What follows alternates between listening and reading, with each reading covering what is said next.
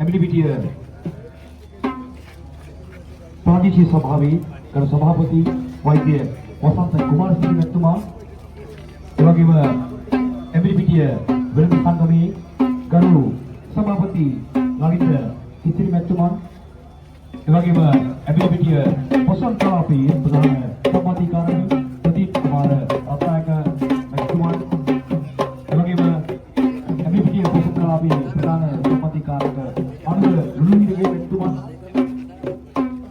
එවැගේම ඇමිලිපිටිය මුලස්ථාන පොලිසියේ පොලිස් අධිකාරී සුසිත කුමාර මැතිතුමා, එවැගේම ඇමිලිපිටිය ප්‍රචණ්ඩ වග ව්‍යාපාරී ගරු සභාපති සේවක ප්‍රචණ්ඩ මැතිතුමා, ලක්මිනී චිප්ස් අධිපති පිය වේලායක මැතිතුමා, වික්‍රම හාඩ්‍යාර් ස්ටෝර්ස් අධිපති අවලාක අධ්‍යක්ෂ ජී වික්‍රමසිංහ මැතිතුමා, එවැගේම නිමල් ස්ටෝර්ස් අධිපති ඩී.පී. ජේම්ස් මැතිතුමා, සමන්මාන ටෙක්ස්ටයිල් ආරාකාර සරත් මැතිතුමා, ජෙනරල් මෝටර්ස් අධිපති විමල් සරි මැතිතුමා, සංසිත් ජුවලර්ස් අධිපති කුසත් සමිති මැතිතුමා, නිමල් හයිකුමාර් අධිපති අසුන් අධිරණ මැතිතුමා, එවැගේම පී.එම්. හින්දා මැතිතුමා, දාස් වඩිගේ අධිපතිතුමා, නිශාන්ත භෂන් අධිපති නිශාන්ත මැතිතුමා, කොමර්ෂියල් බැංකුවේ ගරු කරුණාකාර ජානක දුන්නත මැතිතුමා, ලංකා බැංකුවේ කළමනාකාරී නගර ශාඛාව, එවැගේම ස්කයි මෝටර්ස් අධිපති ජේර මැතිතුමා, ඉන්ජිනීර් බැංකින් අධිපති සේරිත දිසානායක මැතිතුමා, ශාක්ෂි මොටෝ අධිපති පන්දු ජයලත් මැතිතුමා, මහින්ද කන්ස්ට්‍රක්ෂන් අධිපති ජේ.පී. ආනන්ද මැතිතුමා, එවැගේම ඩේලයිට් ගල්බෝලේ අධිපති පී.එම්.සී. රත්නායක මැතිතුමා, නුවරඑළිය එළවලු කඩේ අධිපති කේ.ඒ.සී. විරාජ් මැතිතුමා, උඩගම හාඩ්‍යාර් අධිපති ඉන්දික අබේවික්‍රම මැතිතුමා, එවැගේම ආලෝක ඔයිල් මාර්ට් අධිපති ඒ.එම්. ගාමිණී මැතිතුමා, ලක්ෂණ හෝටලේ අධිපති එම්.ඒ. කරුණාරත්න මැතිතුමා, වසන්ත ආයමත් අධිපති එච්.බී.ජී. වසන්ත මැතිතුමා,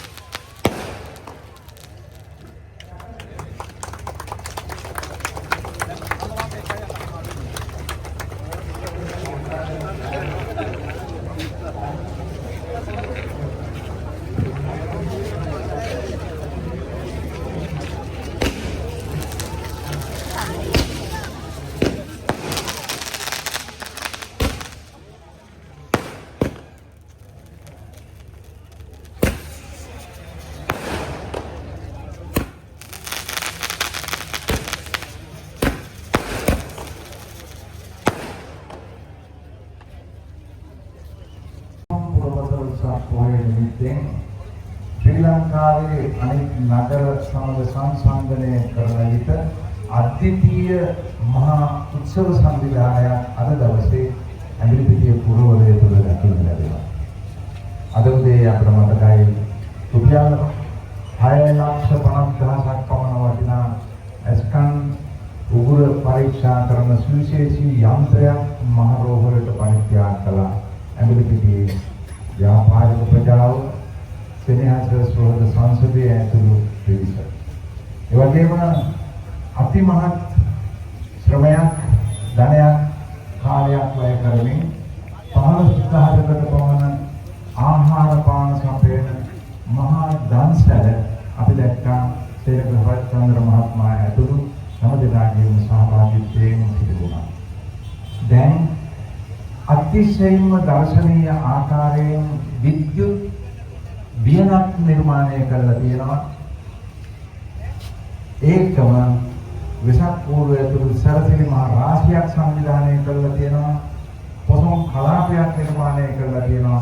මේ සියල්ලම මුදල්. මේ මුදල් කොහොමද එන්නේ?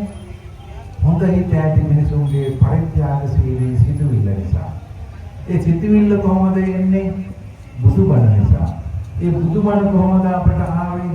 මීට අවුරුදු 2300කට කලින් සිදු වුණු ඒ ඓතිහාසික සිදුවීම අනුබුදු හේතු මහරහතන් වාක්‍ය සමග අපිට මේ සියලුම යහගුණ අපේ ජීවානුගත වුණා, ඥානගත වුණා, අපේ ධම්ම පුරුද්ද බවට පත් වුණා මේ සියලුම වැඩ කටයුතු.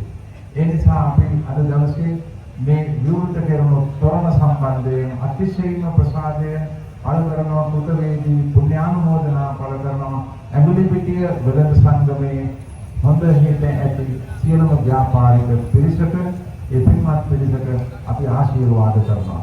මේ තොරණ නිර්මාණය කරලා තියෙන්නේ අපට සදාචාරය උගන්වන්නයි. මේ උතුම් ක්‍රියාවන්හි ප්‍රතිඵලය විය යුත්තේ කුමක්ද? ඇඹිලිපිටිය කුඩු උවදුරින් තොර ආදර්ශවත් නගරයක් බවට පත්වීමේ ප්‍රාර්ථනාව. ඇඹිලිපිටිය දුරාචාරයෙන්, සොරකමින්, වංචාවෙන් තොර සදාචාරයේ පිරුණු ආදර්ශවත් නගරයක් බවට පත් කිරීමේ ප්‍රාර්ථනාව. fastest growing city හැටියට සමස්ත ලංකාව පුරාම කීර්තිමත් නාමයක් දෙලා සිටින ඇඹිලිපිටිය සදාචාරයේ දරුක බෞද්ධ නගරයක් බවට පත් කිරීමේ උදාරතර පරමාර්ථයයි මේ හැම නිර්මාණයකින්ම අපි බලාපොරොත්තු වෙන්නේ. මේ තොරණේ ආලෝකයේ වැටෙන්න ඕන අපේ හදවත්වලට.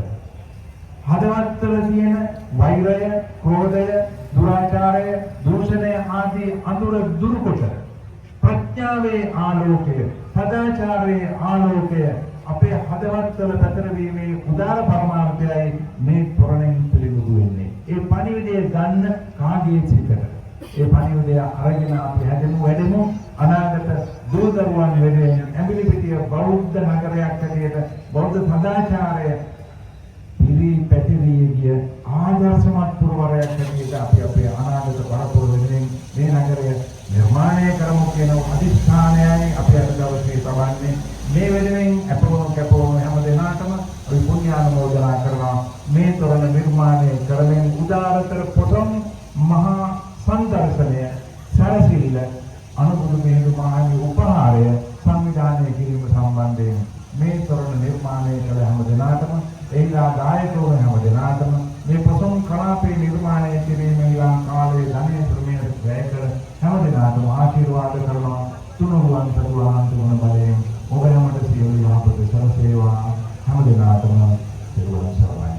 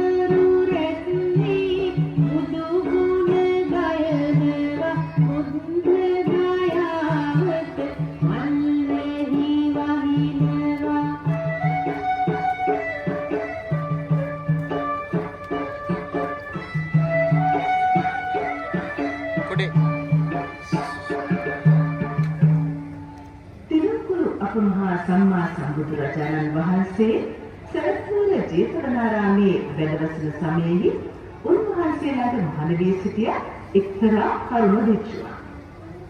මේ භික්ෂුව ස්කේට් නිසා උපටලීව කාලය ගත කළ අතර උන්වහන්සේ පිළිබඳව බුදුරජාණන් වහන්සේට සැලවීමෙන් පසු බුදුරජාණන් වහන්සේ එම භික්ෂුවගෙන් අවවාද කළා.